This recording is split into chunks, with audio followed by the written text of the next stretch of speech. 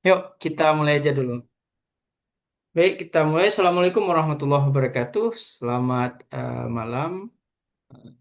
Puji syukur kita panjatkan kehadirat Allah Subhanahu wa taala. Selawat dan salam kepada Nabi besar Muhammad sallallahu alaihi wasallam. Alhamdulillah kita bertemu lagi ya di Cang Panah Nanggro yang di seri keempat ya ini ya. Keempat. Jadi kita sudah ada empat pemateri ya. Dari kemarin pertama kita bahas tentang uh, pertanian ya, tentang buah kemarin. Kemudian kedua kita diskusi tentang ekonomi. Kemudian yang terakhir kita berdiskusi tentang kesenian di Aceh. Jadi malam ini kita akan melanjutkan ini, akan membahas tentang ganja ya yang memang lagi isu hangat ini ya, lagi isu hangat, ditemukan ladang ganja di Gayo Luwes gitu. Jadi sebenarnya bukan bukan hanya di Gayo Luwes ya, di sudah banyak, bukan apa, di Aceh Besar juga kemarin tuh ada ditemukan ladang ganja. Jadi malam ini bersama kita telah hadir ini pemateri yang berkecimpung ya di bidang pertanian. Jadi bukan petani ganja yang pasti ya. Jadi ada Bang Ajmir Akmal ini bersama kita. Beliau adalah dosen di Universitas Al Muslim di Biren ya, posisi apanya ya? Posisinya itu di Biren di Fakultas Pertanian. Kemudian beliau juga sekarang sedang menempuh pendidikan S3 di IPB University di Bogor.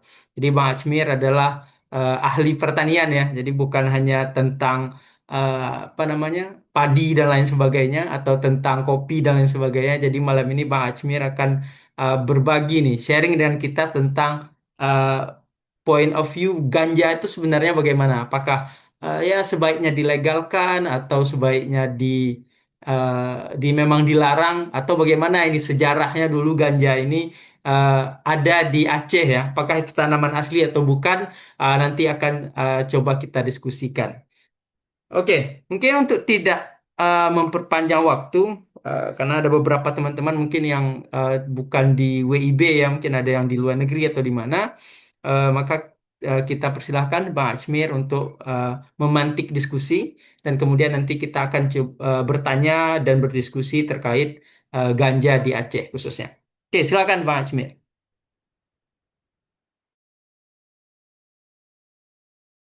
Baik, Assalamualaikum warahmatullahi wabarakatuh. Waalaikumsalam Terdengar? warahmatullahi wabarakatuh. Ya, kedengaran jelas. Baik, Bang Sur, yang saya hormati, ya teman-teman. Ini saya lihat sudah beberapa yang hadir. Itu ada mahasiswa saya juga di Al Muslim. Terima kasih adik-adik mahasiswa yang telah berkenan hadir. Teman-teman semua ya, saya hormati. Ini mohon izin sebenarnya tadi saya mau eh, ngisi di ruangan. Kebetulan nggak tahu ini di Bogor apakah saya pribadi atau yang lain. Rupanya down ini Telkomselnya, halo ya, khususnya saya pakai halo kebetulan. Jadi ini ya harus geser ke yang tempat ada wifi. Baik, tadi ya terima kasih Bang Sur sudah memperkenalkan diri saya ya. Mungkin ada beberapa mahasiswa saya yang sudah kenal ya. Sengaja saya undang mahasiswa saya hari ini untuk ya menambah wawasan ya, informasi eh, untuk terkait dengan ganja. Nah, sebelum kita mulai, sini saya tengok ada beberapa yang memang bukan dari Aceh nih, kebetulan. Jadi biar tahu dulu Cang Panah itu apa. Ya maksud, jadi nanti apa itu Cang Panah? Jadi eh, Cang Panah ini sebenarnya ngomong asal-asal gitu, ngomong apa-apa yang yang enak diomongin gitu. Tapi syukur Salim Aceh ini awardee dan alumni LPDP Aceh mengemasnya menjadi suatu Cang Panah yang ilmiah gitu ya, yang ilmiah, yang memberikan informasi, tidak hanya cang panah wala cang panah, kalau orang Aceh bilang cang panah wala cang panah, sampai-sampai bergetah gitu ya. Ini saya kasih apa namanya pengantar sedikit karena ada yang dari luar Aceh nih. Nah, ada yang luar Aceh nanti biar tahu apa cang panah gitu ya. Jadi cang panah itu ya asal-asal ngomong tapi ya bermanfaat lah. Ini disusun oleh MG. Saya sedikit eh, membuat forum ini agak lebih ke diskusi ya, santai ya, malam-malam ya gitu ya. Cang panahnya malam-malam menjelang istirahat gitu ya. Jadi eh, sebenarnya menarik saat ganja ini menjadi isu oleh Cang Panah ini. Saya beberapa grup sebar, beberapa grup yang eh, di dalamnya ada beberapa akademik, kemudian dari eh, beberapa lembaga yang lain. Nah, ini menjadi heboh gitu. Betul nggak ya ini mau dibuat apa webinar ini gitu. Nah, sehingga dengan ada pertanyaan ini saya mau sedikit menekankan. Jadi karena tadi sudah saya jelaskan Cang Panah itu apa, jadi sebenarnya yang kita bahas ini sebelum kita masuk ke ganja, jadi perlu diketahui dulu bahwa ini bukan nanti kan ada pembahasan potensi dan sebagainya. Bukan kita menyarankan untuk nanam ganja selagi itu belum dilegalkan. Jadi ini belum. Jadi hanya ini untuk wawasan kita untuk mengetahui ya secara tema kita tadi apa potensi fakta ilmiah dan sosial di masyarakat Aceh khususnya ya. Jadi ini harus ditanamkan dulu. Jadi webinar ini bukan nyuruh menanam ganja gitu ya. Jadi dengan tahu potensi nanti, tapi semua ini hanya untuk uh, pengayaan ilmu gitu, pengayaan ilmu yang dimana kita berharap sih nanti kita punya regulasi yang legal gitu ya. Tapi tapi nanti mudah-mudahan lah kita bisa bahas di uh, ke depan ini. Nah, itu ya sebagai pengantar mungkin tadi, karena ini kan Bang Sur takutnya nanti apa namanya kan ganja, jadi saya mau mau verifikasi dulu Klarifikasi di dulu awal, ya di gitu ya. awal ya. Verifikasi di Oke, awal siap, dulu. Nanti siap. kita udah cerita panjang, ya nanti nanti jangan disalahgunakan.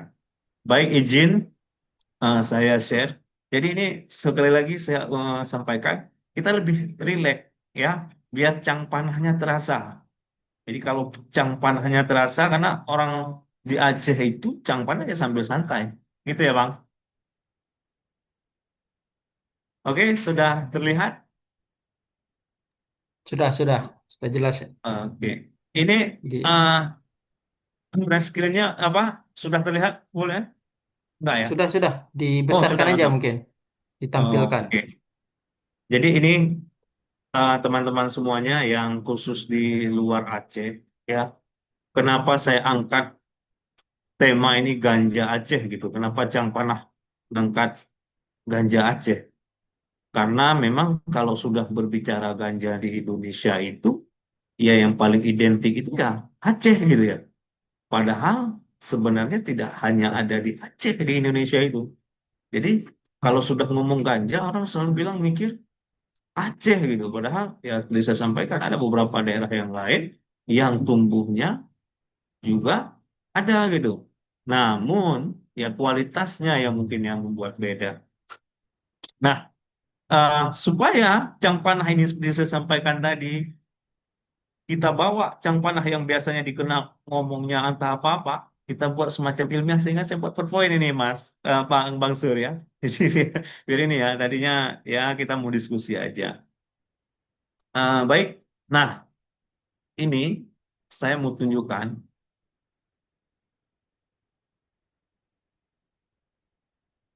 ini kenapa nggak, sebentar, ini nggak dapat dihilangin ya. Aduh. Sebentar Bang Pak, Sur, apanya? apa sudah terhenti apa ini? Belum, layarnya. Masih Masih masih masih layarnya masih layarnya ada. masih ada. Nggak ada Bang Gun. Coba tutup ini ada Masih terhenti. dulu. Nah, tutup Apa ini ada namanya? dulu. Saya hentikan dulu Ya, ya, sebentar ya. ya. Ya, ya. Enggak, ini musuh. Ininya ini mau ada. Ini, ini aja ya. Ini, kalau ini.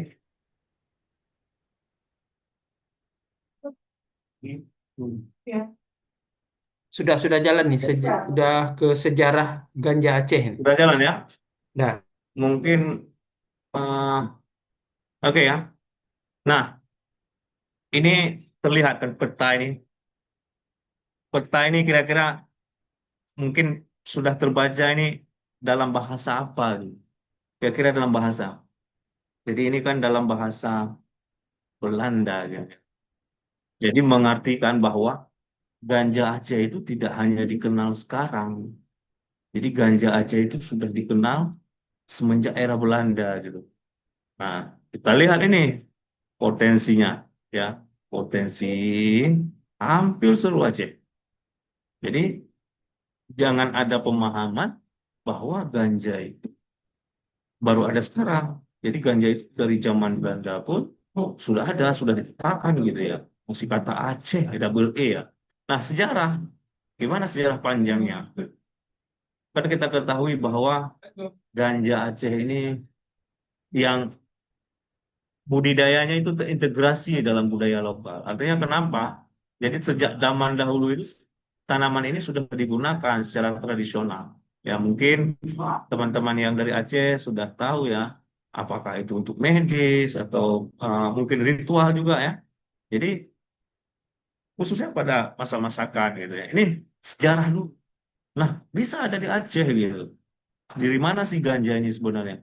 Sebenarnya ganja ini asalnya itu dari Asia Timur. Nah, makanya Tiongkok itu ya Asia Timur ya Asia Tengah ini sebenarnya asal asalnya itu ganja.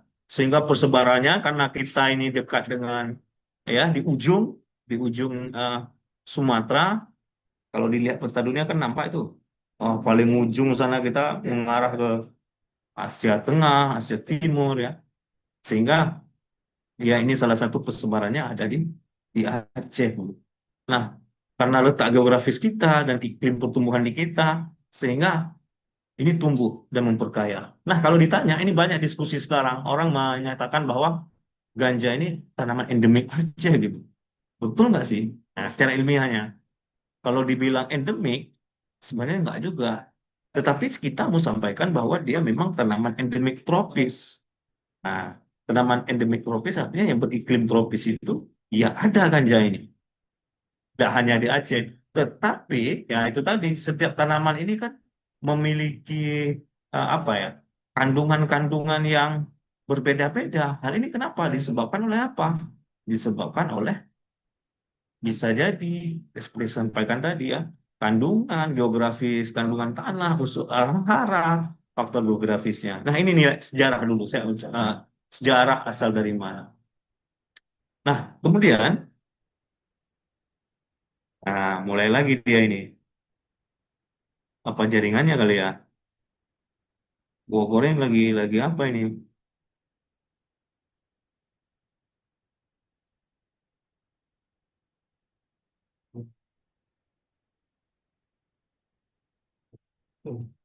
Gimana? Coba matikan videonya Ajmi. Jadi sambil apa nge-share Gimana? tapi Gimana bang? videonya matikan. Jadi share aja biar nggak berat. Oh, oke. Video Ajmi, video Oke oke Ajmi coba. matikan aja dulu sambil ngomong.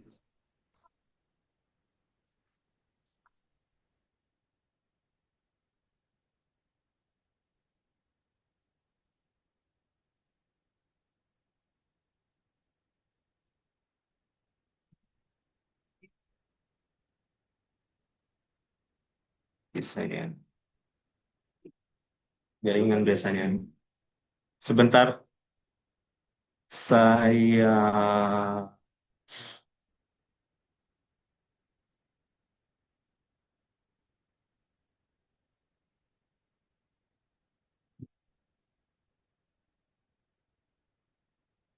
izin ya mohon maaf sebentar saya coba mungkin kebesaran ya saya coba di di PDF kan. Mohon maaf karena memang lagi Oh, apa di iya Bogor. boleh boleh di PDF kan mungkin lebih Oh, saya lebih PDF-an dulu ringan ya di sebentar. PDF kan. Di Bogor lagi Ya oke. lagi nggak iya ini jaringan.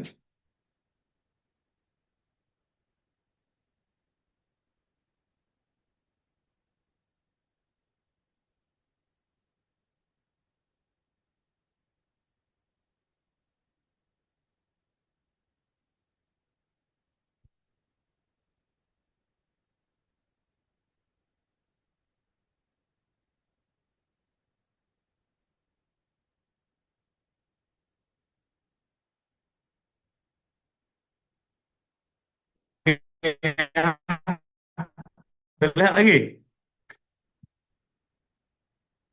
Terlihat Bang? Bingung. Terlihat? Bang Sur?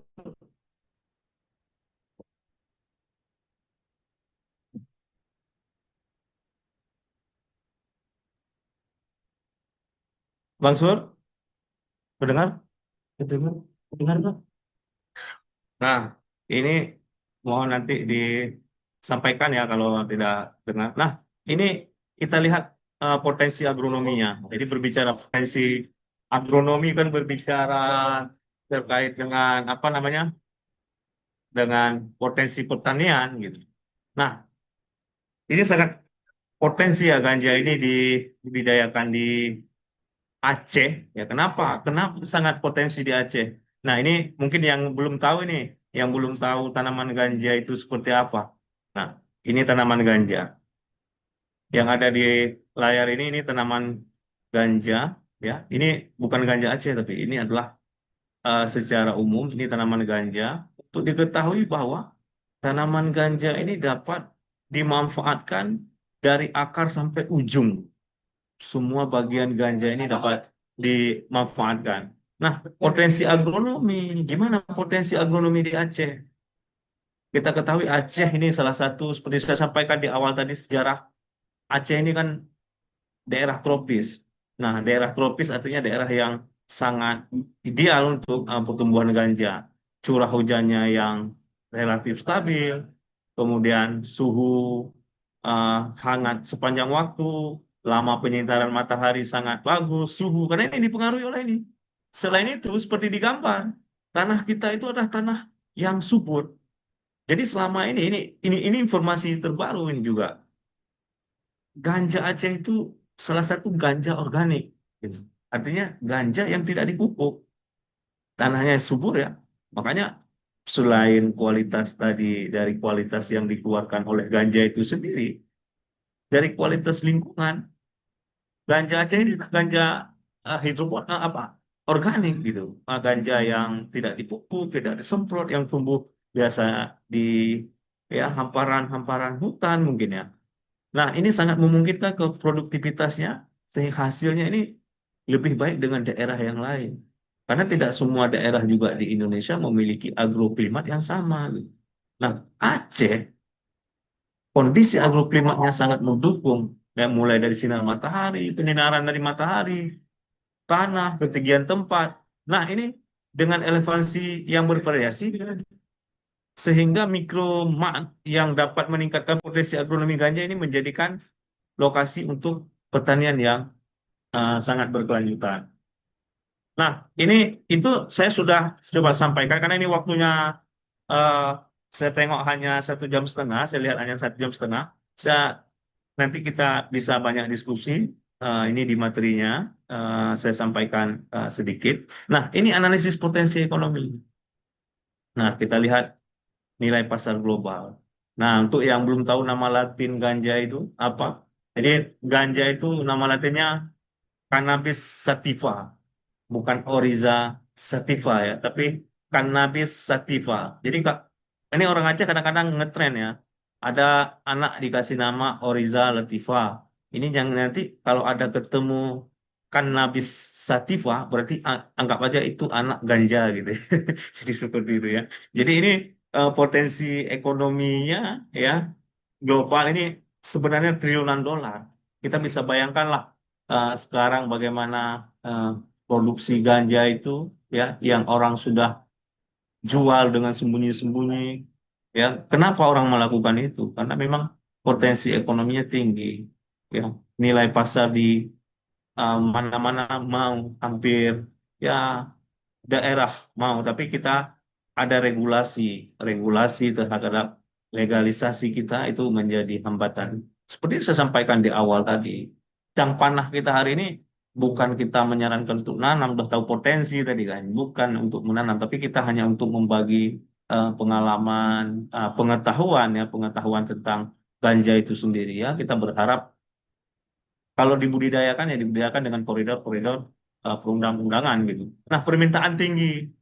Nah, Pak, gimana sih membuktikan permintaan ganja ini tinggi? Nah, kalau tidak tinggi, tadi di awal sudah di-share video beberapa waktu yang lalu, pengungkapan 50, 50 lebih, 50 hektar lebih gitu. Nah, artinya kenapa orang bisa nanam seperti itu? Ya karena permintaannya tinggi, sehingga terus berkembang menjadi peluang bisnis. Nah, khususnya dalam sektor agronomi. Jadi berbicara sektor pertanian karena dia tumbuhan ya agronomi saya lebih lihat tadi ke sisi-sisi agronominya. Nah, industri yang terkait dengan kesehatan, kosmetik dan makanan ini sangat me- menginginkan ini. Nah, ada sebenarnya beberapa produk turunannya yang bisa diolah dari ganja ini. Ya, sebenarnya apa sih yang menjadi nilai ukurnya ganja Aceh itu bagus? Itu kandungan minyak CBD-nya.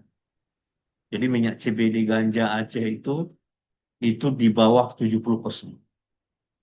Nah, bisa digunakan untuk makanan, infus dan ya ini potensi ekonomi. Tapi setelah melihat potensi ekonomi ini, ya saya sebenarnya khawatir juga nanti. Oh ini potensi ekonomi, yuk kita tanam. Ya, jadi ini hanya sekedar untuk pengetahuan. Kalau nanam nanti kalau sudah legal ya. Nah, ini fakta ilmiah. Nah, ini fakta ilmiah terkait dengan ganja.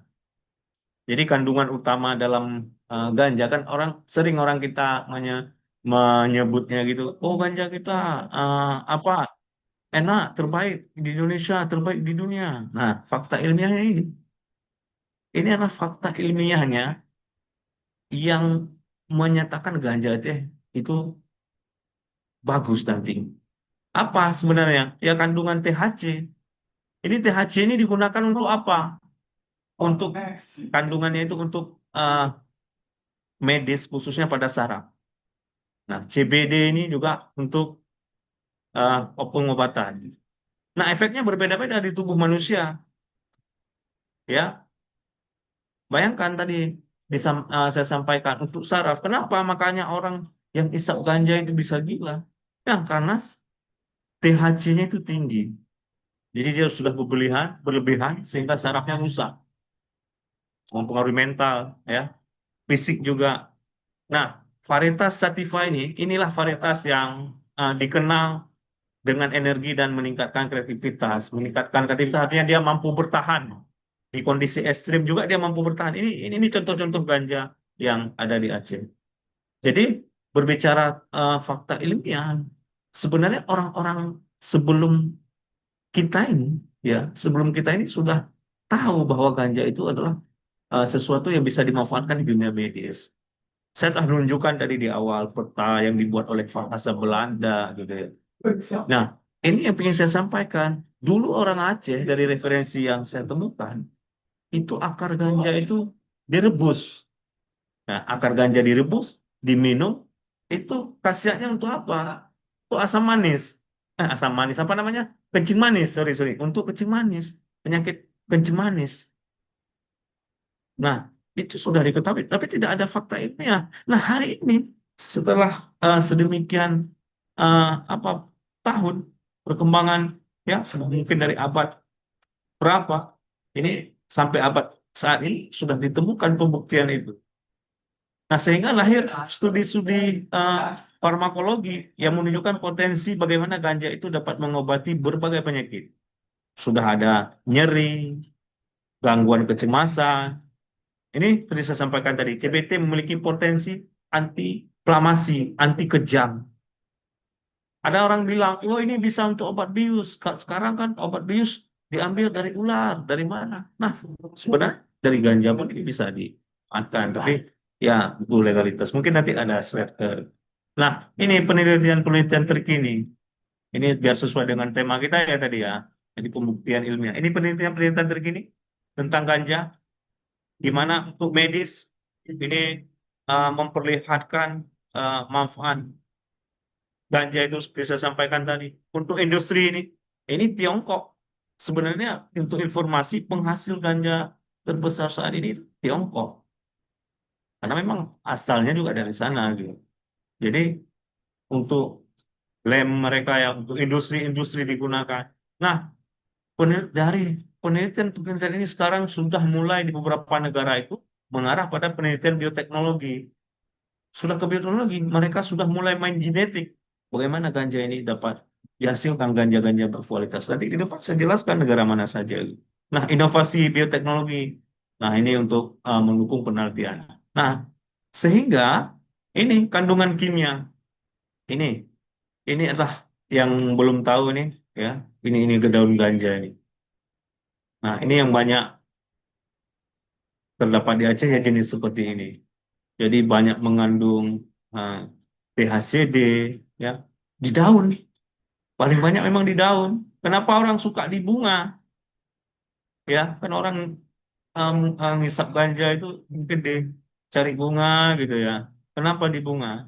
Ya, karena THC-nya agak rendah juga ya. Nanti kalau sudah campur bunga sama ini, nah THC ini yang membuat kondisi yang saya sebenarnya tadi membuat gangguan mental kita. Nah, kanabis ini seperti saya sampaikan tadi, ini THC dan CBD ini apa sih gitu tadi. Nah, ini THC pada memberikan pengaruh pada psikoaktif, sedangkan CBD lebih kenal pada potensi manfaat medisnya. Nah, sehingga dapat saya sampaikan bahwa kedua-keduanya ini bisa dimanfaatkan di ganja. Nah, penelitian ini harus berlanjut ya, interaksi dan manfaat dari senyawa-senyawa ini agar dapat diambil secara aturan yang berlaku. Nah, ini penelitian global, ini di luar negeri nih. Nanti ada di depan ini ganja sudah ke temuan-temuan terbaru. Nah, kemudian ini realitas sosial di Aceh. Ini adalah salah satu contoh realitas sosial di Aceh. Bagaimana persepsi masyarakat terhadap ganja di Aceh ini sangat kompleks, ya, beragam. Dulu ini mungkin saya informasikan yang di luar Aceh nih. Saya lihat ada beberapa peserta yang di luar Aceh. Dulu realita di sosial masyarakat itu setiap ada hajatan gitu ya, sudah harus ada disiapkan ganja. Tidak hanya untuk konsumsi masak mungkin ya, ada beberapa daerah mungkin ya untuk bumbu gitu ya. Tapi ada yang memang tradisinya itu yang harus menyiapkan untuk anak-anak muda. Nah, seiring perkembangan masa, waktu seperti saat ini, sehingga ini hal ini aturan-aturan sehingga ini hilang. Dan bagus ya, karena memang itu pandangan ada yang berpandangan positif dan negatif. Kalau untuk kebutuhan medis mungkin masih positif, tapi kalau sudah mengganggu itu enggak lagi. Nah, dampak ekonomi juga terlihat ya. Bagaimana penciptaan lapangan kerja. Ini sebenarnya penciptaan lapangan kerja ini apabila ganja ini sudah dilegal di Indonesia. Bukan nanti, oh saya mau buka lahan ganja, biar terserap orang kerja untuk nanam untuk ini. Nah ini jangan. Ini adalah potensi penciptaan kerja apabila ini ilegal, gitu. Namun tantangan sosial tetap ada ya pasti ya, terutama stigma. Apalagi kita Aceh dikenal dengan daerah syariah ini yang membuat mungkin itu menjadi sesuatu hal yang positif ya terhadap penyalahgunaan ganja ini sendiri. Nah, masyarakat Aceh yang beberapa waktu lalu dihadapi dengan konflik, dihadapi dengan permasalahan-permasalahan konflik wilayah, perang. Nah, ini kadang-kadang membuat orang karena nilainya tinggi tadi dibudidaya. Nah, sehingga makin kompleks lagi. Nah, sehingga perlu kebijakan. Nah, ini ingin saya sampaikan karena masalah sosial tadi. Ini bisa dilihat berapa banyak di tahun 2000. Ini kebetulan saya nggak ngambil 2025. Memang 2025 lagi fenomenalnya, tapi belum akhir. Ini terbesar. Bayangkan, ini di tingkat sosial. Di tahun 2004 itu, bayangkan ini adalah kasus-kasus kesenjangan terkait dengan penyalahgunaan ganja. Ada 46 kasus narkotika khususnya ganja. Disita BNN 624.000 kilogram, 6 ton, 7 ton. Nah, ini.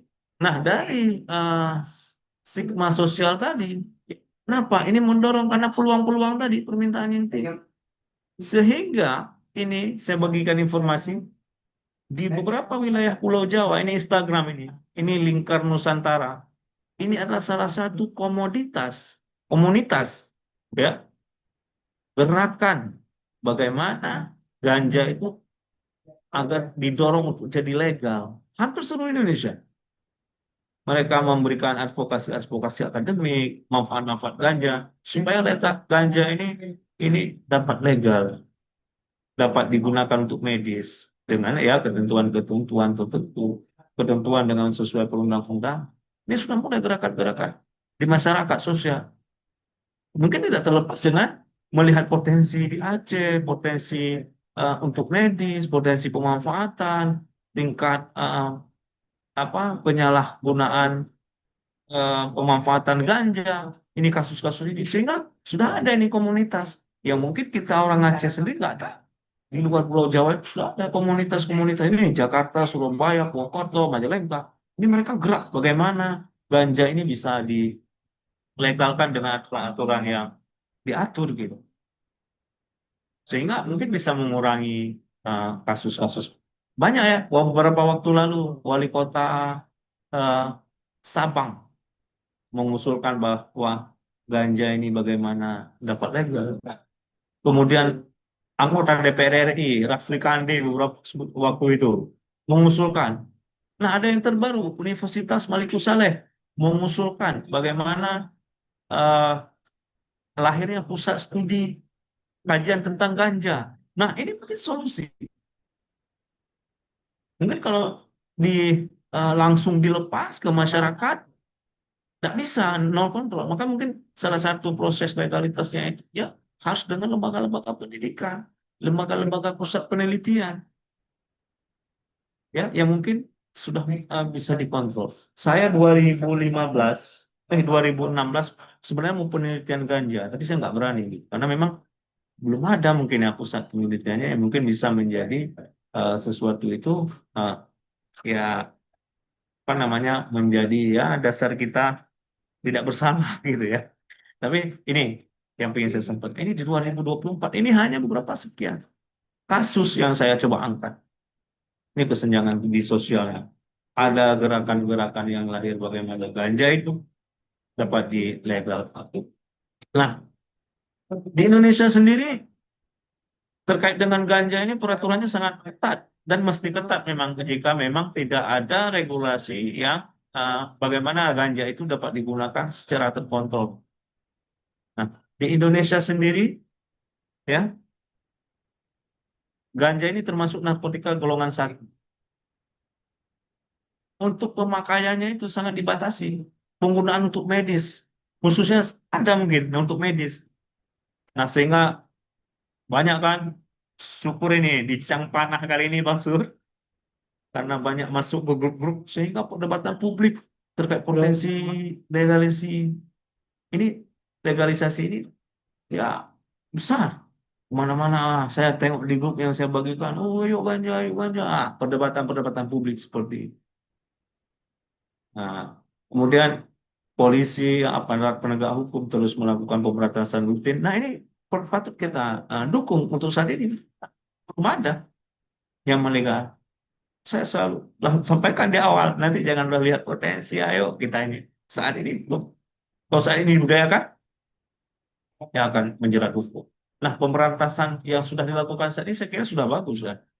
Nah, namun ya kondisi yang terjadi, bingung juga saya di perdebatan publik. Saat sudah panen baru terlihat ganja itu. Sebenarnya kalau dilihat dari 2000 kejadian yang baru-baru ini di Gayo Luwes itu 50 hmm, hektar lebih. Mungkin dari peta drone ini sudah terlihat di awal gitu. Ya, ada juga mulai muncul isu bagaimana apakah kok dipanennya apa dimusnahkan seperti itu nanti tumbuh lagi. Bisa. Kenapa? Bisa jadi. Kenapa saya bilang bisa jadi? Karena memang sudah saya sampaikan tadi, agroklimat kita itu mendukung, walaupun memang bukan endemik, tapi sangat mendukung untuk pertumbuhan dia. Gitu. Makanya eh, kita lihat secara data yang ada, hampir semua wilayah Aceh itu dapat berkembang dan tumbuh dengan baik ganja. Dulu mungkin kita lihat banyak di wilayah Aceh Utara, Leuks Mami. Nah, sekarang sudah mulai barat selatan Aceh, gitu. Barat, gitu. Artinya apa?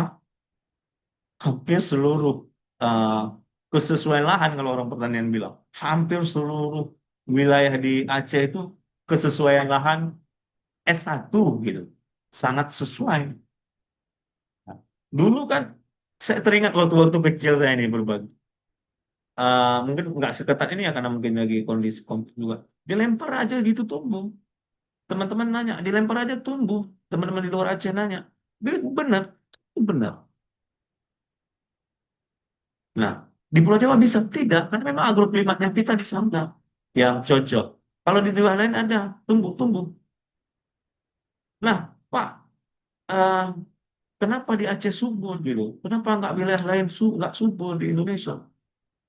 Nah, jangan salah, tetangga Indonesia, Papua Nugini ini sangat subur ganja ini, sangat bagus juga. Kenapa? Ya, seperti saya sampaikan kan, agroklimatnya bagus. Nah, ini beberapa negara di dunia ini ada 15 negara yang sudah melegalkan ganja.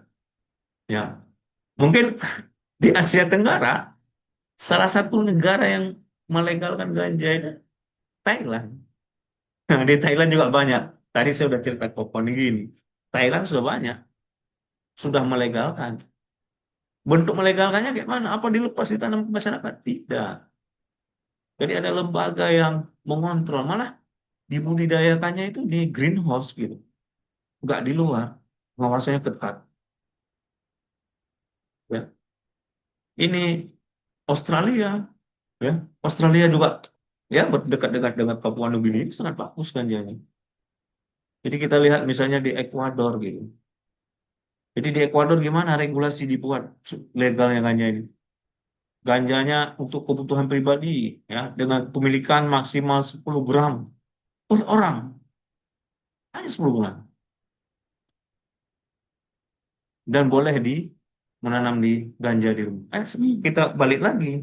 Kita juga tidak bisa menyamakan dengan negara-negara yang lain yang mungkin notabene belum apa agamanya yang berbeda juga dengan kita Muslim karena kita di Muslim juga ada aturan-aturan.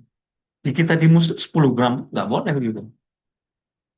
Mungkin kalau di Indonesia dibolehkan seperti ini ada setiap orang 10 gram, ya dengan peruntukannya itu ya untuk medis tadi ya mungkin ya untuk kesehatan. Di Jerman, di Thailand ini dari 2022 kemarin. Dan menariknya saya dapat informasi, salah satu yang memperbanyaknya itu, karena sudah ada izin itu, ada orang Aceh juga. Ya mungkin Thailand ini cepat lihatnya. Kita memang di sektor pertanian, kalau sudah diklaim Thailand, baru, oh itu punya kami gitu.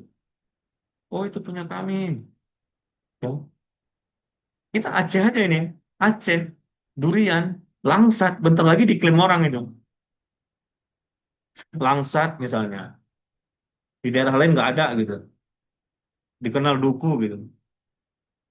Nanti tiba-tiba ya sudah diklaim orang baru. Oh ini punya kita gitu. Ini 15 negara. Argentina, Kolombia, Italia, ya, Uruguay, Spanyol, Siprus, ya, Peru. Ini sudah melegalkan. Ya, kita di Indonesia mudah-mudahan ini uh, bisa menjadi sumber daya pendapatan daerah juga ya, khususnya Aceh, Indonesia pada umumnya gitu. Ya dengan regulasi yang memang harus diperketat. Mungkin perlu yang pertama dulu di Aceh itu ada uh, atau di Indonesia ada pusat riset yang memang fokus pada ganja. Kemudian perundang-undangannya diatur seketat mungkin ya akan karena kan udah kita lihat tadi ya efek kalau penggunaannya sudah uh, dengan dosis yang tinggi, efeknya kan parah. Jadi diperketat. Jadi apakah jumlah petaninya berapa gitu? Itu mungkin salah satu solusi. Nah, di Amerika kita lihat di Amerika bagaimana dia melegalkan ganja. Dia fokus pada inovasi genetik, ke penelitiannya, seperti yang saya sampaikan tadi, ke bioteknologinya. Bagaimana budidaya ilmiahnya? Karena dia mengambil eh kanabinoidnya, ya, DHC tadi HB. Jadi mereka nggak konsumsi untuk ngisap kayak kita orang Aceh, orang kita Aceh. Ya cang panah udah nggak tanya Aceh, asal gak kena ganja, ah, langsung ke binteh itu dua, kehabisan. Jadi bukan kayak gitu. Di negara luar untuk memang penelitian-penelitian, ya, inovasi genetik. Kita ini asik nanti ngomong ganja Aceh, tiba-tiba udah hilang, udah diambil orang. Sejauh ini belum ada penelitian, mungkin nggak berani ya, mungkin tugas kita juga orang akademik. Karakteristik morfologi, karakteristik genetik, karakteristik spesifik lokasi itu nggak ada informasi itu.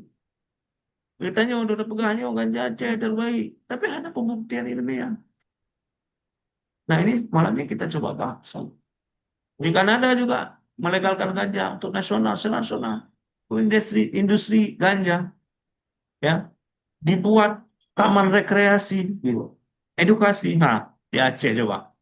Kalau ini saat ini kan sudah booming ini ganja Aceh terbaik gitu sampai ke Malaysia ke luar negeri. Kita buat aja satu tempat rekreasi orang yang nggak kenal ganja. Gitu. Bayangkan ada satu kebun khusus untuk rekreasi agrowisata gitu misalnya ya. Bayangkan orang akan ke kebun itu untuk melihat ganja gitu. Nah, dari situ aja udah luar biasa. Nggak hanya bilang ke medis, ya dengan aturan-aturan yang ketat gitu ya. Misalnya apa gitu. Nah, ini itu rekreasi. Saya kira kalau memang itu ada agrowisata ganja gitu. Agrowisata ganja, oh luar biasa. Nggak perlu kayaknya turis dari asing dari luar. Dari Aceh sendiri mungkin saya sendiri juga akan datang gitu. Anak-anak kita juga akan datang. Ganja terkenal, melihatlah kayak mana tanaman ganja itu gitu. Kayak mana baunya gitu ya. Nah, ini salah satu peluang-peluang sebenarnya untuk meningkatkan peningkatan gitu. Nah, apa kesimpulan yang dia sampaikan? Nah, seperti di gambar ini, ya, kenapa saya taruh lagi ada bahasa-bahasa Belanda di sini? Saya ingin menegaskan bahwa ganja ini tidak hanya ada saat ini, gitu. Dari zaman Belanda pun sudah ada. Nah, ini menjadi potensi besar dalam kajian sisi agronomi, ekonomi, realitas sosial, yang bagaimana di realitas sosial ini perlu ada regulasi yang ketat, ya, penting untuk menjalani tindakan-tindakan, kajian-kajian pihak berwenang, masyarakat, gimana guna untuk mendukung penelitian, pengembangan yang berkelanjutan. Oke, terima kasih. Nah, saya ulang lagi di awal karena sudah saya sampaikan ini jam panah. Jadi pengetahuan yang saya berikan malam ini bukan untuk memberikan rekomendasi untuk budidaya ganja, tapi memberikan wawasan pemahaman kita. Selagi ganja ini belum menjadi sesuatu yang legal dalam bentuk apapun, dalam jenis apapun, ini penggunaan dalam bentuk apapun, ini masih bertentangan dengan perundang-undangan negara Republik Indonesia. Nah, demikian Cang Panah kita ya. Ini lebih ke diskusi sebenarnya. Awalnya saya nggak mau buat poin gitu kan. Ya, seperti saya sampaikan tadi Cang Panah gitu ya. Cang Panah ngomong apa yang ya orang Aceh ya. Dan saya kira forum ini sangat bagus, Bang Surya ya.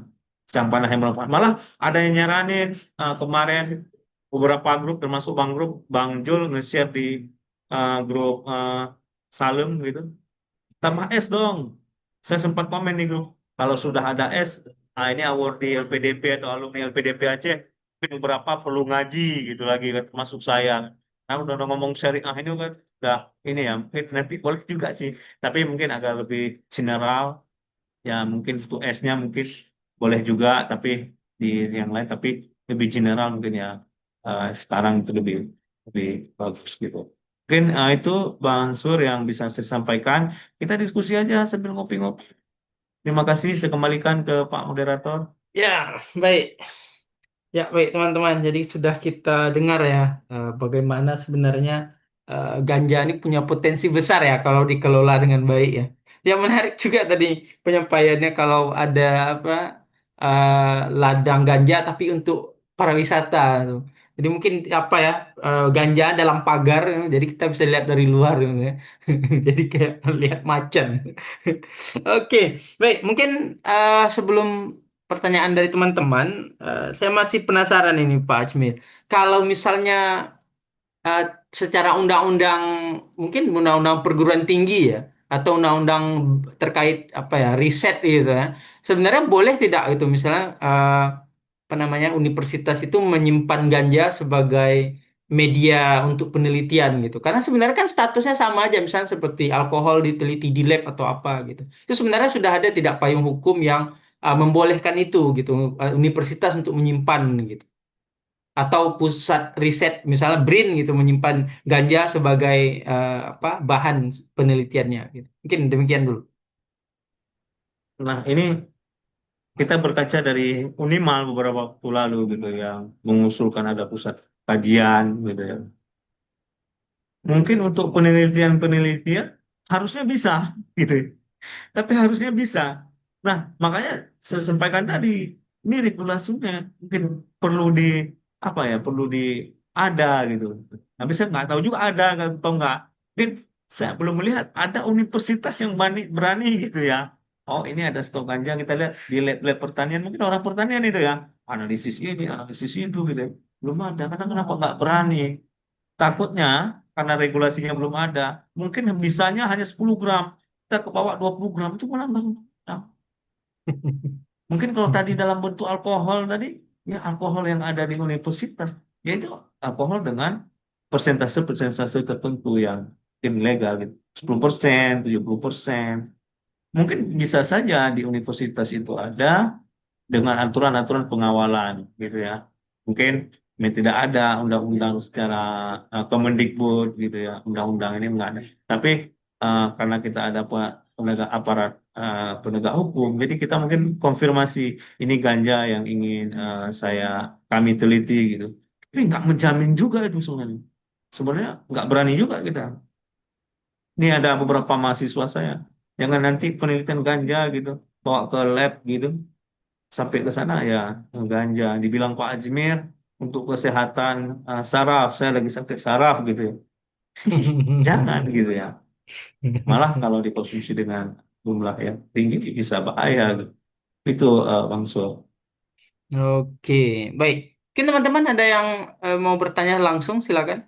Ini di chat sudah ada nih pertanyaan sebenarnya dari Kak Novia. Kak Novia mungkin mau tanya langsung silakan. Bang Rangga Ya, ada Bang ya, Rangga nih. boleh. Tapi maaf ya, ini eh, apa videonya off ya. Aman Eh, Kak aman. Barusan juga tadi mati lampu di sini sebentar, jadi sempat off tadi, terputus.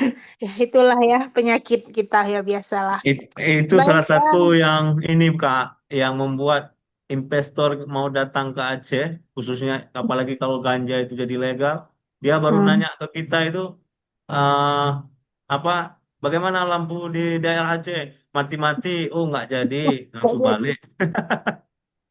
ya, ya, nanti lagi suling minyak CBD Ya, itu tentu mati lampu udah nggak jadi oh rugi jalannya. rugi berapa dia kan ini cang panah kayak kita gini kan udah cang Hmm. panah kemana-mana nanti oh ini investor ditanya lampunya mati nggak mati berapa Berapa lama lama? 1 hari 3 jam balik lagi gitu ya. Ya. Oke, Kak.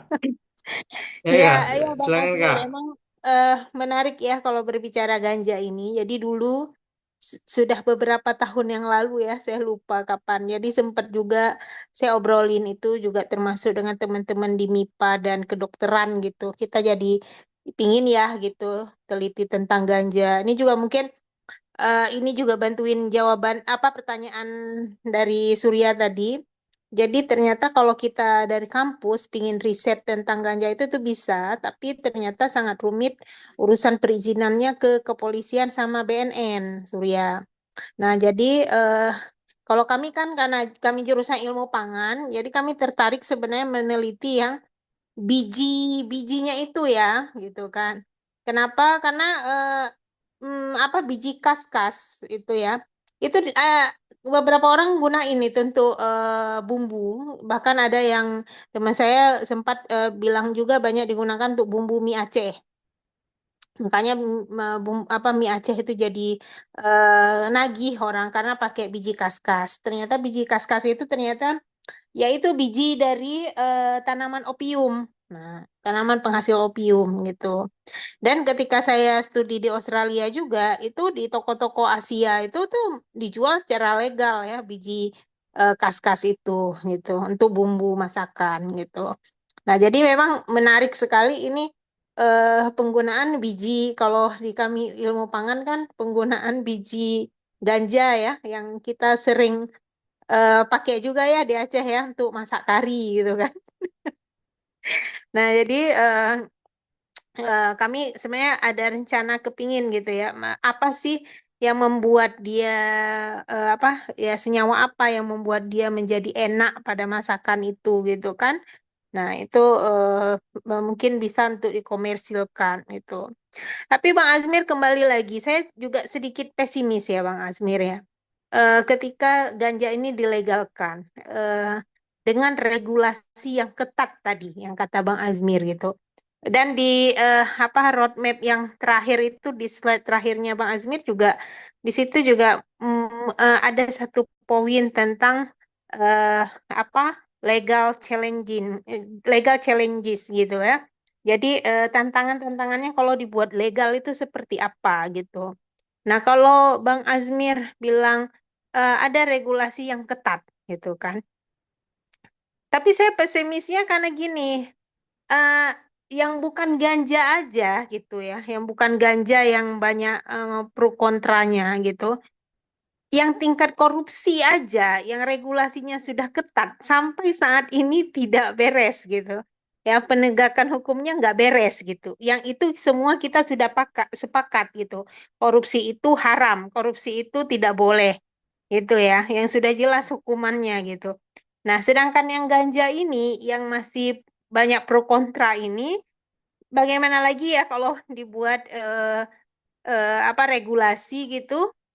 Nah, saya pesimis itu nggak akan berjalan gitu ketika penegakan hukum juga tidak baik ya, karena kita tahulah di negara kita penegakan hukum tuh nggak berjalan dengan baik gitu.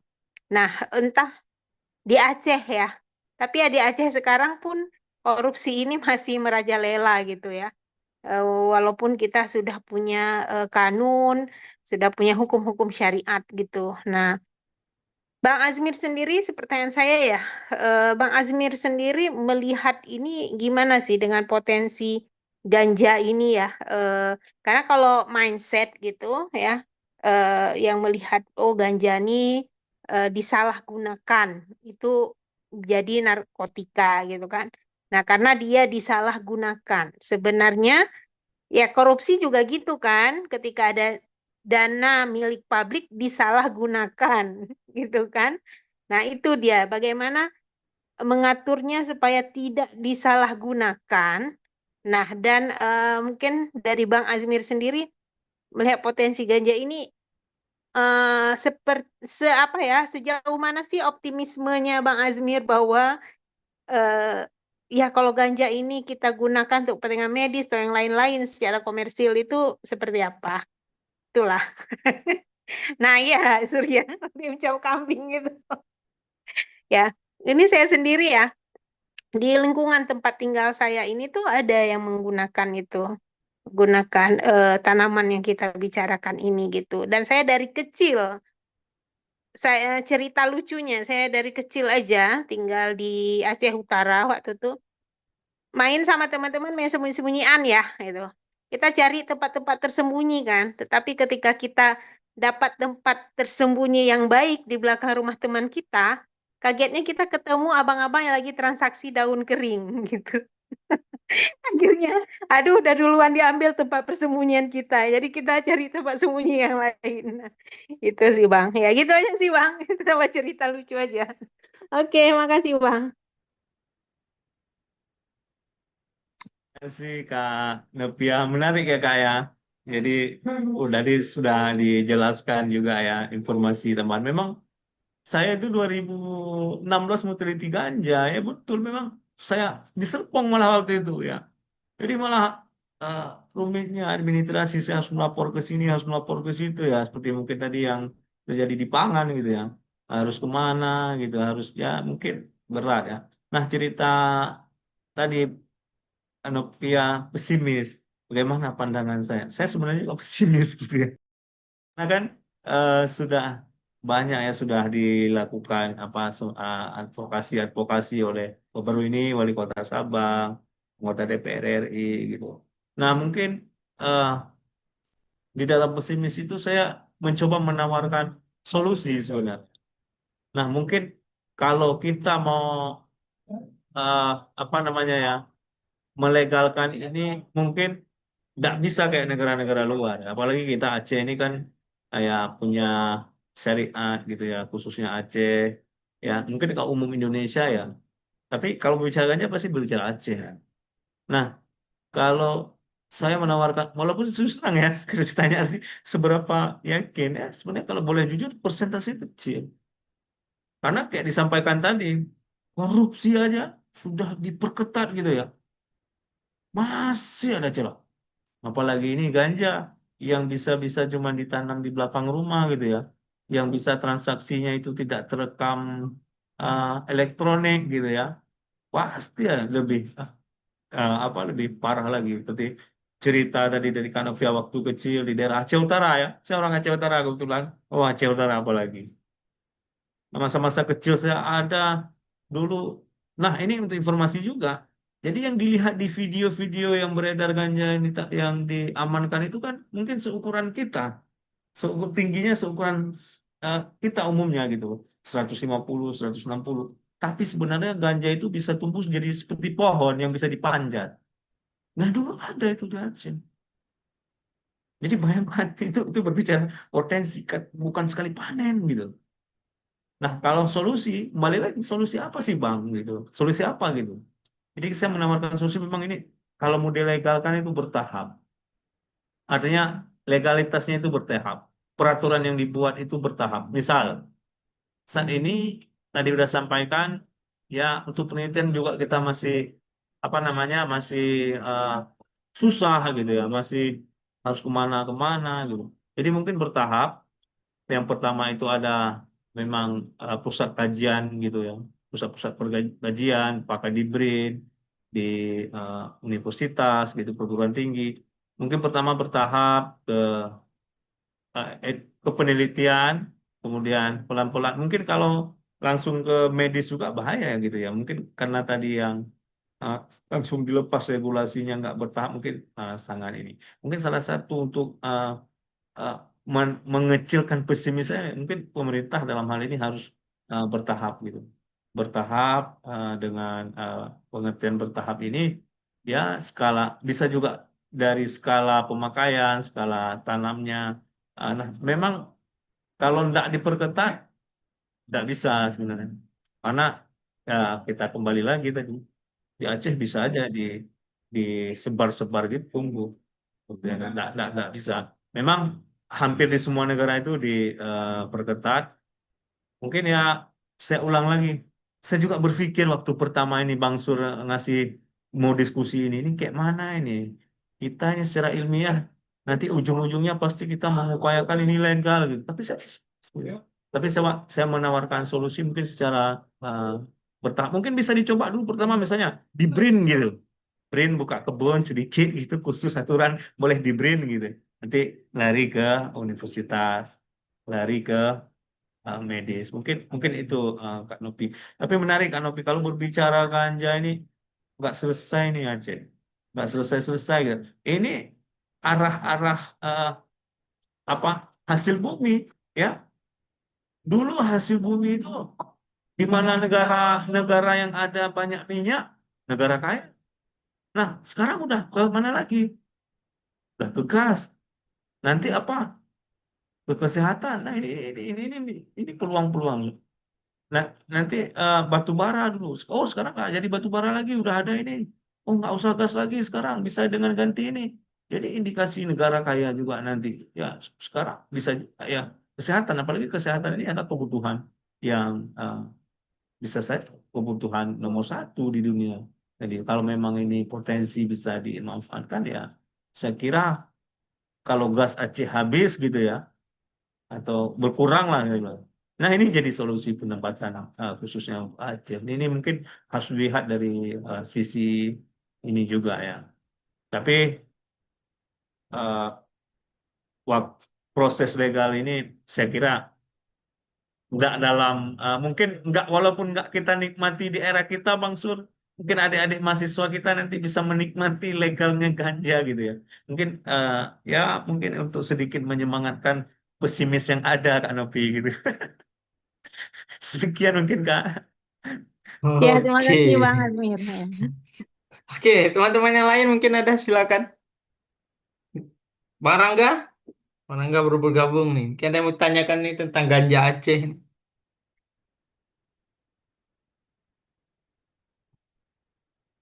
Oke, sambil kita Ya, tunggu ya. Lanjut, lanjut dulu Bang, lanjut. Ya, saya eh, saya ingin dulu bertanya tuh, dikit. ya silakan. Ya, Bang Gunawan, silakan. Assalamualaikum warahmatullahi wabarakatuh. Perkenalkan nama Waalaikumsalam. saya Gunawan. Saya ingin bertanya dikit. Ini apa tema hari ini sangat menarik ya yang sudah disampaikan oleh Pak Ajimir. Nah, kan di Aceh itu kita sering dengar bahwa eh, udah ganja itu udah disebar aja di hutan, nanti selama 3 bulan dia balik langsung tumbuh. Nah, setahu Pak Ajimir, kira-kira di Aceh itu yang banyak tumbuhnya itu di daerah mana gitu? Yang mungkin yang ada info-info yang sering diberita atau gimana? Itu di daerah mana yang sentral banyak yang tumbuh? Terus apa bedanya antara ganja di Aceh dengan ganja yang ada di daerah-daerah lain? Karena kan banyak orang bilang bahwa ganja Aceh ini ganja yang paling baik atau yang paling bagus lah di antara dengan daerah-daerah yang lain. Apakah benar itu gimana? Ah, mungkin itu aja.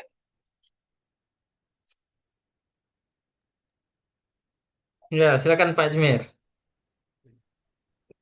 Baik, terima kasih Bang Gunawan ya, Bang Gunawan, terima kasih Pak Gunawan mungkin ya. Eh Seperti sudah saya sampaikan tadi, memang karena disebar aja tumbuh. Kalau ditanya di mana yang luas, ini yang penting karena belum ada yang melakukan penelitian. Jadi data yang kita ambil adalah data di mana pengungkapan paling besar gitu selama setahun gitu. Pengungkapan yang sering dilakukan oleh pihak penegak hukum itu di mana gitu kan. Karena hampir seluruh Aceh.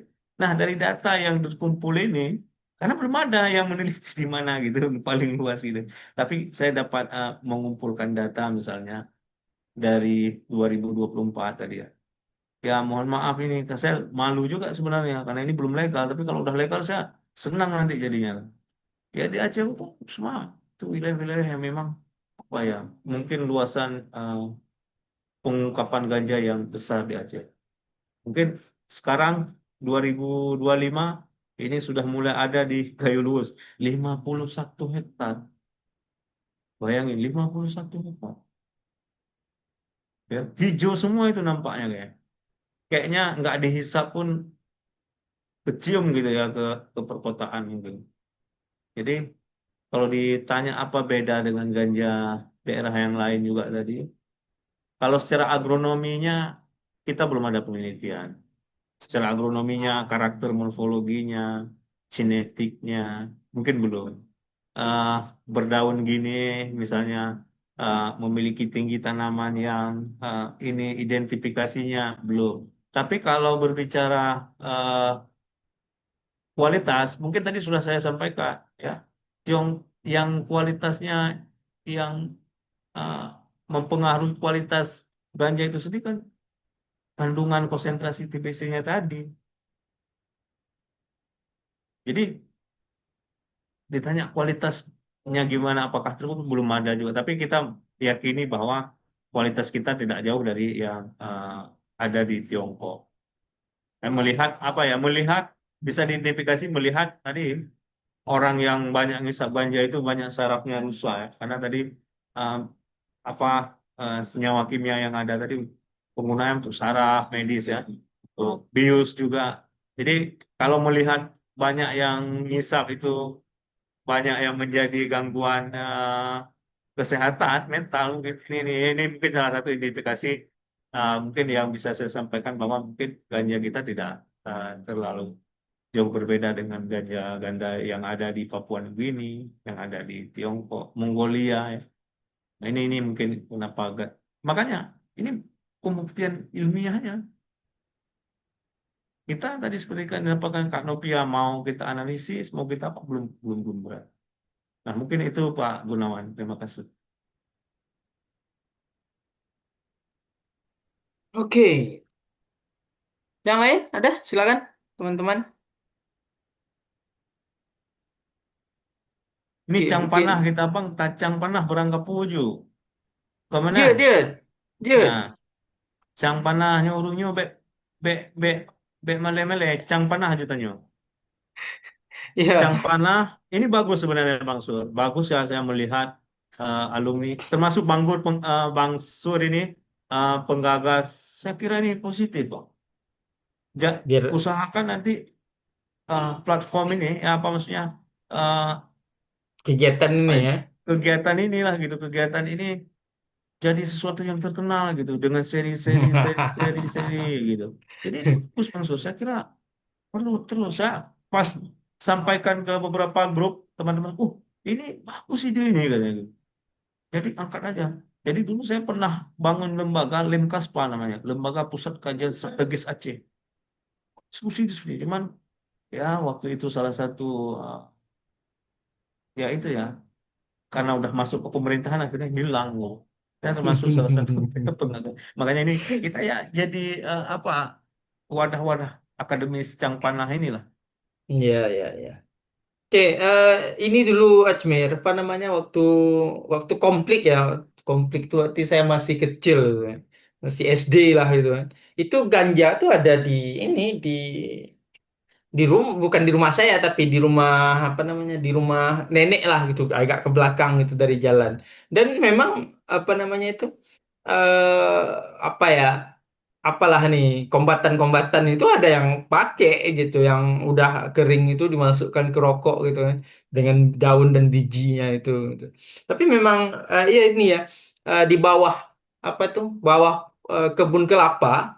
Tapi kan sebenarnya di bawah kebun kelapa itu nggak, kalau tanaman lain nggak hidup gitu.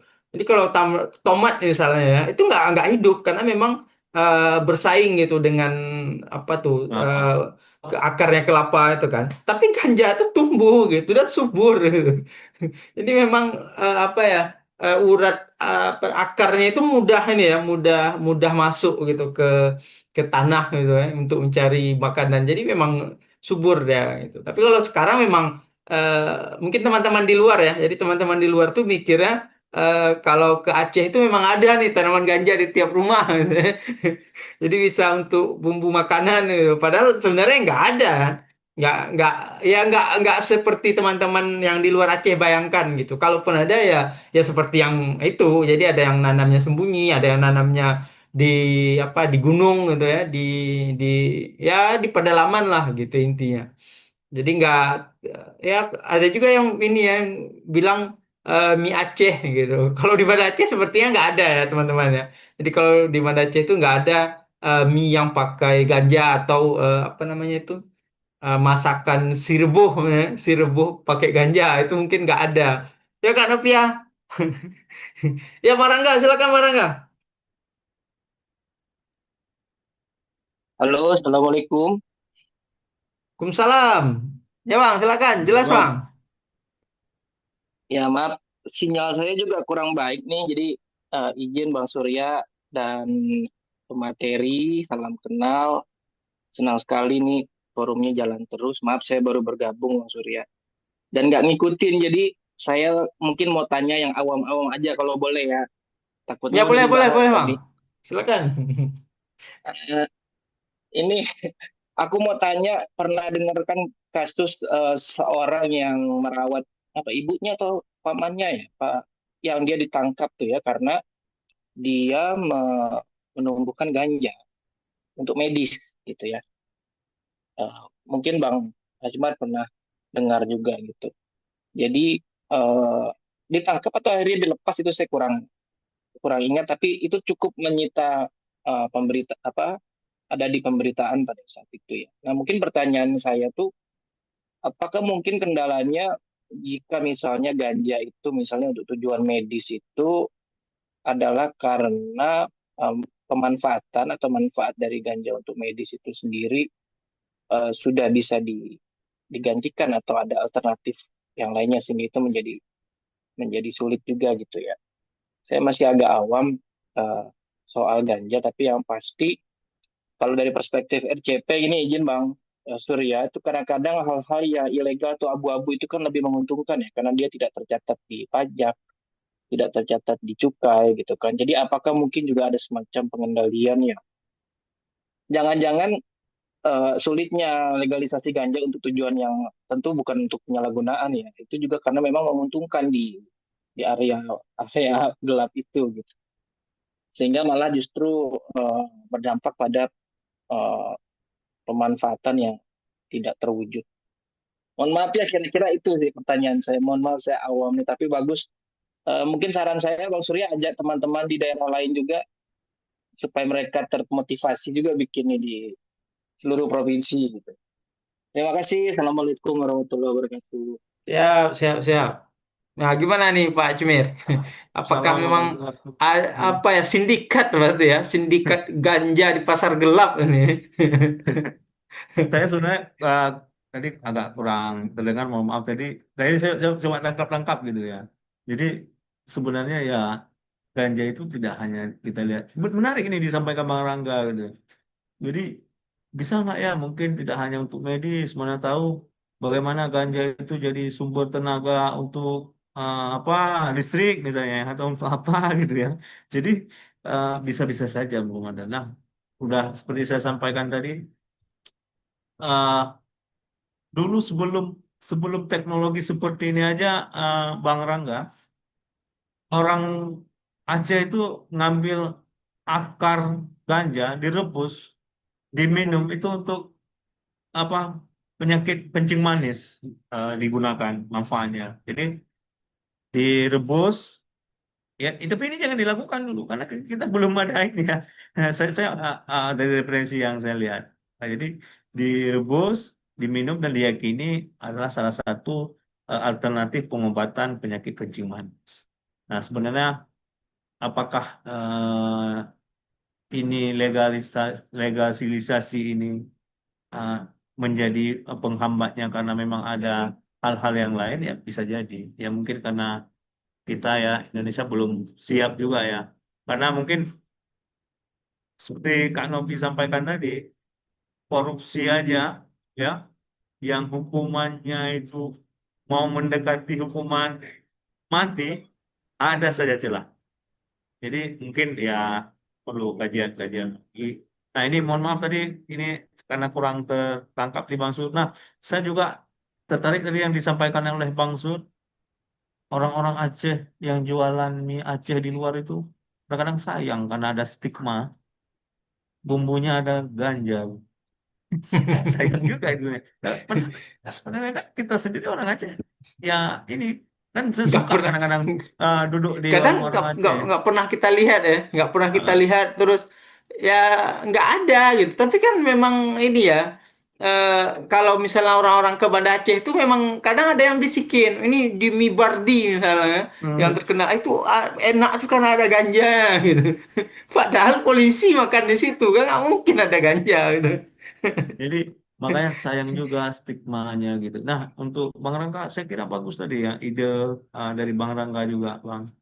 Nah, ini mungkin menjadi Tadi solusi Bang bersama Rangga kita ya. tadi nanya ini apa namanya tuh eh, penghambat mungkin kenapa tidak mau dilegalkan karena mungkin memang kalau tidak legal itu duitnya lebih banyak gitu dapat ke orang-orang yang berkecimpung di daerah hitam itu gitu maksud Bang Rangga tadi.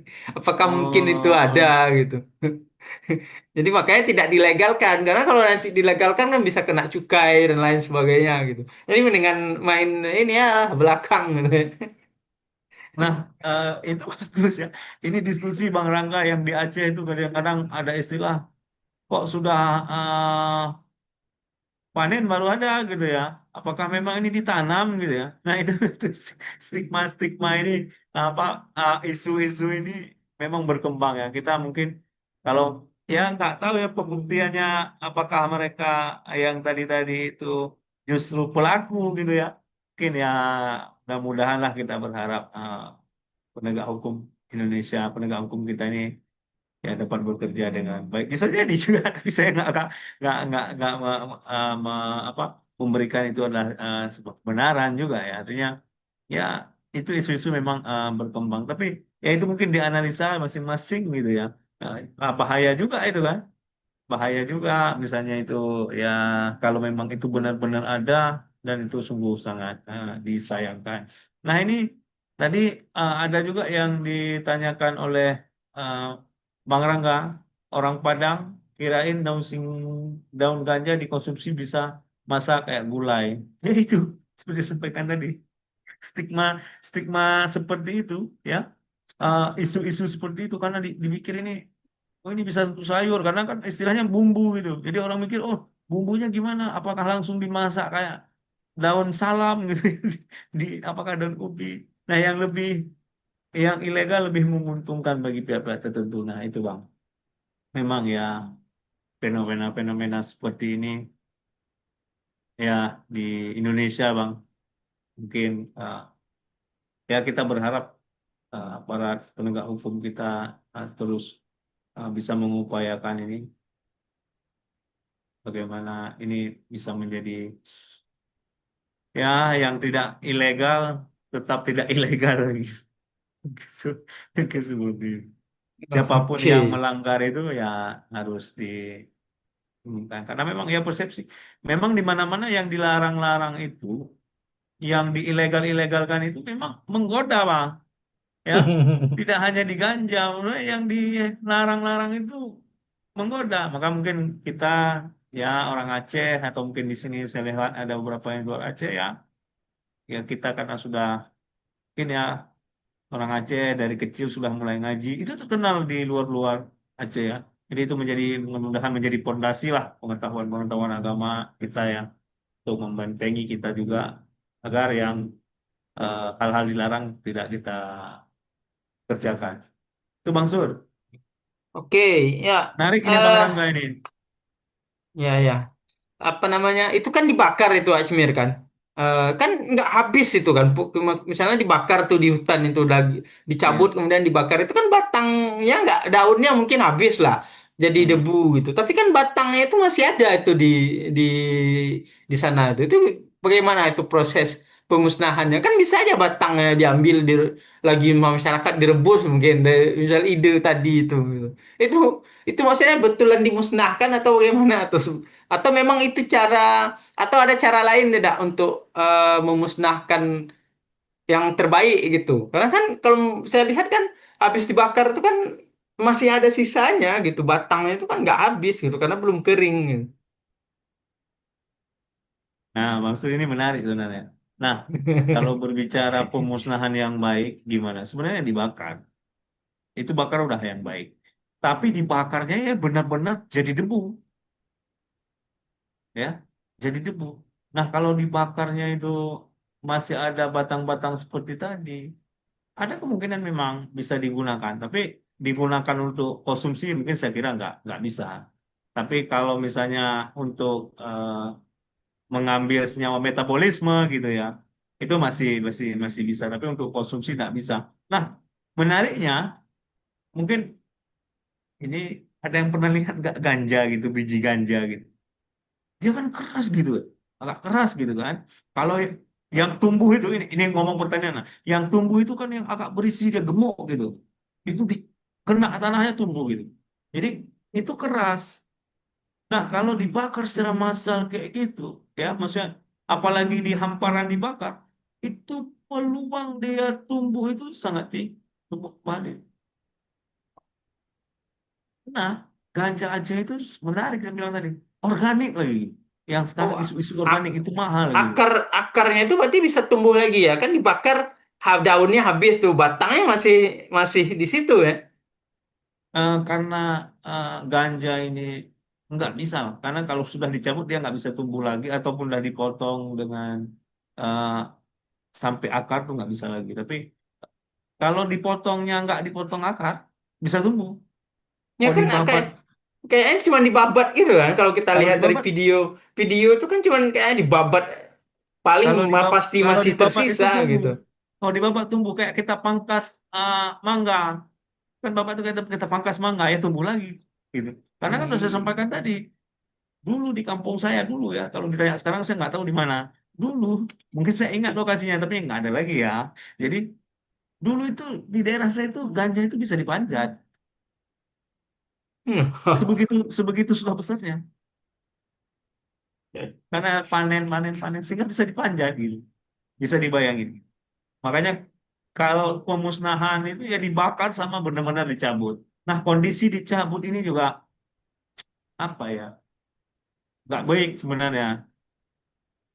Apalagi kalau sudah tua ya, seperti disampaikan tadi biji. Makanya kalau mau pemusnahan itu kalau bisa ya sebelum dia berbiji, misalnya ada nanti informasi ya, mungkin ini saran untuk aparat gitu ya, untuk penegak hukum, begitu ketemu ya usahakan dipanennya itu atau dimusnahkannya itu jangan sampai sudah berbiji itu yang matang, karena kalau dimusnahkan di babat biasa kan rontok itu bijinya sehingga tumbuh kembali.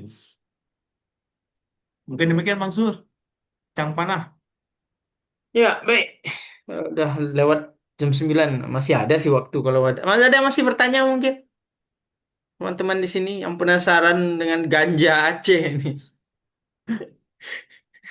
Yang pasti kalau teman-teman yang luar Aceh pergi ke Aceh nggak ada ya. Kalau misalnya memang nyarinya di kota gitu. Tapi kalau misalnya memang niatnya mau nyari ya terus lain lagi ya. Bisa Jaringan. juga Bang, bisa juga di kota ada. Apalagi di Aceh kan harus makan. Karena tidak hanya tanah, agroklimat kita cocok. Suhu bisa ditanam di pot itu di rumah. Di rumah ya. Tumbuh. Di kamar mandi tanam tumbuh. Tapi itu juga tidak menjadi legal. Itu juga masih ilegal. Itu yang harus Ilegal. digarisbawahi. Gitu. Oke, ya. Mungkin ini Pak Ajmir langsung ke apa closing statement mungkin terkait materi kita malam ini. Silakan. Sebelum kita Baik, tutup. terima kasih Bang Sul. Terima kasih untuk yang sudah bergabung sharing Cang Panah kita. Saya pengen punya satu kata penutup gini. Aceh itu berada di ujung, tetapi jangan ada sesuatu hal yang menjadi komoditas unggul di Aceh, kita juga menjadi paling ujung memanfaatkannya. Kenapa? Karena kalau sudah paling ujung, kita akan dapat sisa. Jadi kalau yang lain belum mulai, maka ini harus kita mulai. Tidak hanya ganja, banyak komoditas pertanian yang perlu kita identifikasi, yang perlu kita eh, selamatkan. Ya. Ganja menjadi sesuatu yang belum legal, tapi banyak komoditas pertanian yang lain yang legal yang harus kita selamatkan, khususnya pada bagaimana memanfaatkan buah itu menjadi komoditas-komoditas ekspor yang saat ini mulai digalakkan oleh pemerintah Aceh, pembukaan jalur Penang Perungguku itu menjadi peluang bagi kita. Dan saya sangat ironis sebenarnya melihat hari ini beberapa komoditas kita di Aceh yang unggul tapi mulai hilang. Ya, Bang Sur, mungkin tema ke depan untuk ada yang lain-lain, teman-teman yang lain, komoditas Aceh banyak. Kita di SIG, ya, geografi kita, jeruk keprok, tidak ada lagi. Durian gajah, langsat hilang. Jadi banyak. Mungkin nanti di sesi yang lain ya kita bisa diskusi ya komoditas-komoditas yang harus diselamatkan di Aceh. Gitu. Mungkin bisa jadi tema itu. Mungkin ada teman-teman Ya. yang lain. Nilam Juga. juga kan. Nilam ya udah Oh jarang. ya. Nilam pala juga. kepala, cengkeh, ya. Jadi